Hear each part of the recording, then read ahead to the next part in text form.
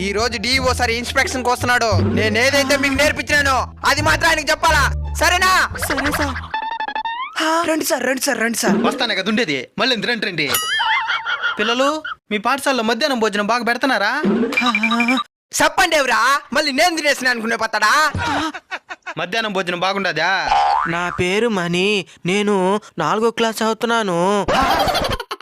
Introduction sir, introduction మన టీచింగే.